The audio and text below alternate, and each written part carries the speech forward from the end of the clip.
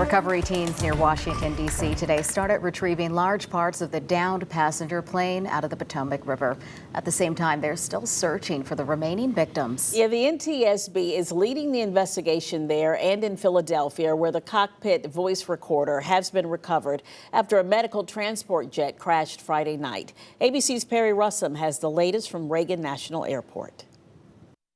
Salvage crews in Washington, D.C. today removing the wreckage from last week's deadly crash between a plane and Blackhawk helicopter. The plane's fuselage lifted from the Potomac River. You can see the plane's windows and tail number. An engine also hoisted onto a barge.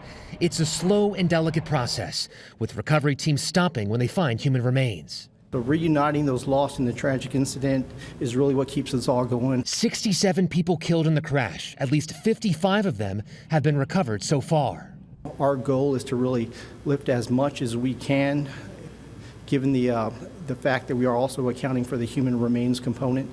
And then our goal is to then transfer those pieces of equipment over to a flatbed trailer that will now take it over to a designated hangar so that the investigation can begin. The NTSB is leading the investigation in D.C. and in Philadelphia, where the cockpit voice recorder of the medical transport jet has been found. It was lodged 8 feet in the ground at the impact site. The voice recorder holds crucial information on what happened, the plane crashing some 40 seconds after taking off. Could something have happened in the cockpit? We really don't have a clue at this point. We just have a set of possibilities. So this black box, I can't emphasize how critical that's going to be to the investigation. At least 7 people killed in the crash, including an 11-year-old girl who was receiving medical treatment. Secretary of Transportation Sean Duffy on the ground today in Philadelphia. The FAA and the NTSB, they're going to look at weather. Was there medical concerns? Was there technical or mechanical issues on the airplane? Here in D.C., the process to remove both the plane and the helicopter could take days. They are going to remove the plane first, then the helicopter. As all of that is happening, air traffic in and out of the airport has been reduced. Perry Russum, ABC News at Reagan National Airport.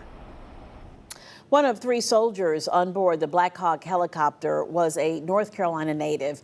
Rebecca Lobach is being remembered as smart, dedicated, and widely respected. She was a University of North Carolina ROTC graduate who was in the top 20% of candidates nationwide. Captain Bilal Kordab first recruited Lobach into the North Carolina National Guard in 2018. Anybody and everybody that encountered Rebecca in any capacity, whether personally or professionally, will definitely miss her. Lobach also volunteered as a White House military social aide. Just last month, she escorted fashion designer Ralph Lauren when he received his Medal of Freedom.